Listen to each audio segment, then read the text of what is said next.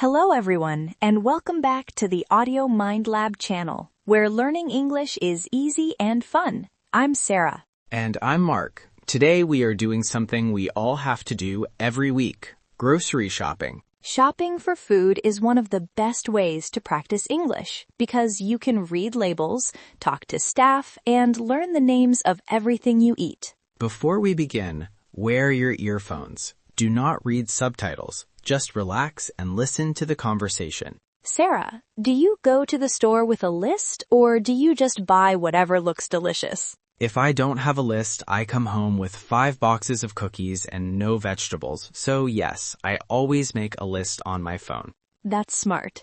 The first thing we need when we walk in is a cart or a trolley in the UK or a basket. I usually grab a basket if I only need a few things, but if I'm doing the big shop for the whole week, I definitely need a cart. Let's look at the layout of the store. Most grocery stores start with the produce section. That is where you find the fresh fruits and vegetables. Produce. That's an interesting word. It sounds like a verb, but here it's a noun. Exactly. In the produce section, you might need to weigh your items. You put your apples on the scale to see how much they cost per kilogram. And don't forget the produce bags, those thin plastic bags for your spinach or your onions. Sometimes they are very hard to open. After the vegetables, we move into the aisles. An aisle is a long row with shelves on both sides. Each aisle has a sign above it telling you what is inside. For example, baking goods, canned veggies, or pasta and grains. Let's practice asking for help. Imagine you're looking for olive oil, but you can't find it. Excuse me, could you tell me which aisle the olive oil is in? Of course, that would be in aisle 4, next to the vinegar. Thank you so much. See? Very simple. Mark, do you ever look at the expiration date? Always, especially for milk and yogurt. You want to check the best before or use by date.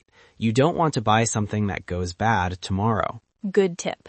Also, look at the unit price. Sometimes a big box looks cheaper, but if you look at the small price per ounce or gram, the smaller box might be a better deal. Now we are at the back of the store. This is usually where the service counters are, the bakery, the deli, and the butcher. I love the smell of the bakery, freshly baked bread.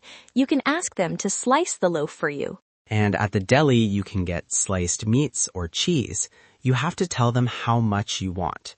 You could say, "Can I have half a pound of cheddar cheese, thinly sliced?" Thinly sliced is a great phrase. Or if you want big pieces, you say thickly sliced. What about the meat counter? If you're at the butcher, you might ask, "Is this chicken organic?" Or, "Could I have 2 pounds of ground beef, please?" Ground beef is what we use for burgers. In some countries, they call it mince. My favorite aisle is the frozen food section. Ice cream, frozen pizza, and bags of frozen peas. Frozen vegetables are actually very healthy because they are frozen right after they are picked. But you have to be fast. You don't want them to thaw or melt before you get home. That's why I saved the frozen aisle for the very end of my trip.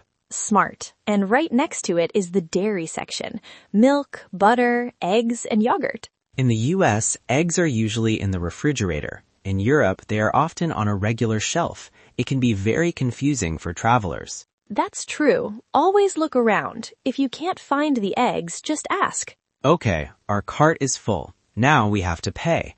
We go to the checkout lane or the cashier. Or you can use the self-checkout. That's the machine where you scan your own items. I like the self-checkout if I only have a few items, but if I have a full cart, I prefer a human cashier. They are much faster than me. When you get to the cashier, you put your items on the conveyor belt. And you use a divider. That's the plastic bar that separates your food from the person behind you. It's a very important, unspoken rule of grocery shopping. Yes, don't forget the divider. Then the cashier will ask, "Do you have a loyalty card or would you like paper or plastic bags?" I always bring my own reusable bags. It's better for the environment, and some stores give you a small discount for using them. The cashier scans everything. Beep, beep, beep. Then they tell you the total. That'll be $54.20. You can pay with cash, debit card, or credit card. And then comes the bagging. In some stores, a staff member bags your groceries for you. In others, you have to do it yourself. I like to bag my own groceries. I put the heavy things like milk and canned soup at the bottom and the fragile things like eggs and bread on the top. You're a professional shopper, Mark. I've had a lot of practice. Finally, the cashier gives you the receipt. Always keep your receipt in case you need to return something. Mark, have you ever had that feeling where you walk all the way to aisle 9 for your favorite cereal and the shelf is empty? Oh, it's the worst. It's called being out of stock. When that happens, I usually look for a substitution. A substitution? You mean buying a different brand that is similar? Exactly. If the store brand of peanut butter is gone, I'll buy the name brand. Or if they are out of fresh blueberries, I might buy frozen ones instead. Sometimes, if an item is on sale and they run out, you can ask for a rain check. A rain check? That sounds like a weather report. No, a rain check is a small piece of paper the store gives you. It allows you to buy the item at the sale price later when they have more in stock. That is a great tip for saving money. I should start asking for those. Since we're an English learning podcast, let's look at the words on the boxes. There are so many marketing words on food labels now. You mean words like low-fat, sugar-free, or high-fiber? Yes, and also gluten-free or dairy-free. For people with allergies, these words are lifesavers. I also see non-GMO and locally grown. Locally grown means the food came from a farm nearby.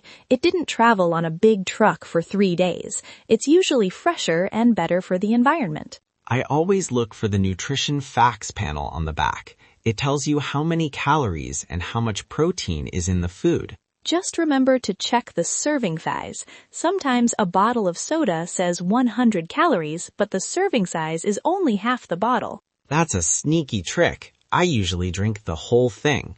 Mark, have you ever accidentally broken something in the store, like dropping a jar of pickles? Yes, it was a bottle of olive oil. It made a huge, slippery mess. I felt so bad.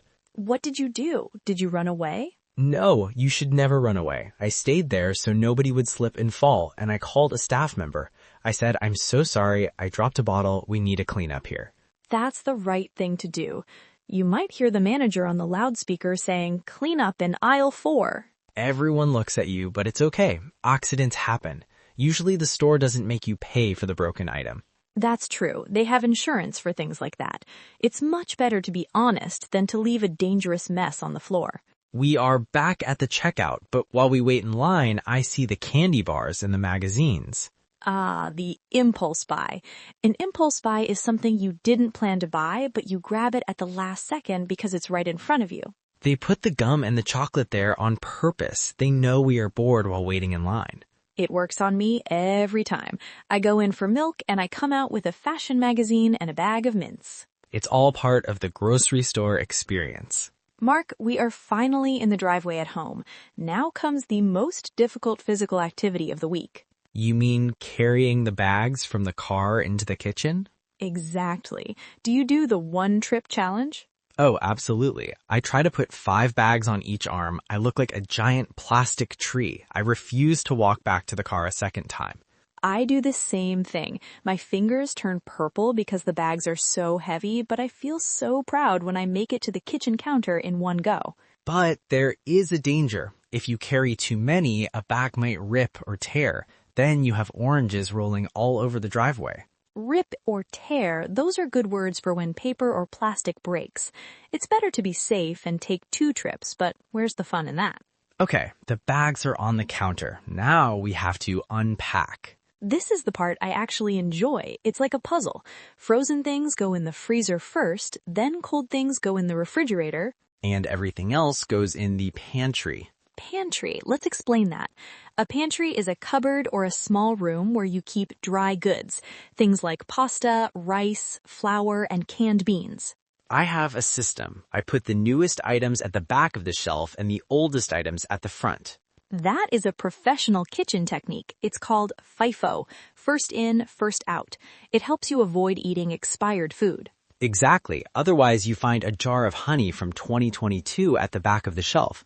Actually, honey never goes bad, but you know what I mean. Oh no, Mark, look at the receipt. Look at the bags. What, did we lose something? No, we forgot the most important thing, the eggs. They were on the list, but we walked right past them. No, not the eggs. I wanted to make an omelet for dinner. This is the grocery store curse. No matter how good your list is, you always forget one thing. So what do? Do we drive all the way back? No, that's too much work. We go to the corner store or the convenience store. It's more expensive, but it's only 2 minutes away. Convenience store. A place that is open late and is very close but has fewer choices. It's perfect for emergencies like missing eggs.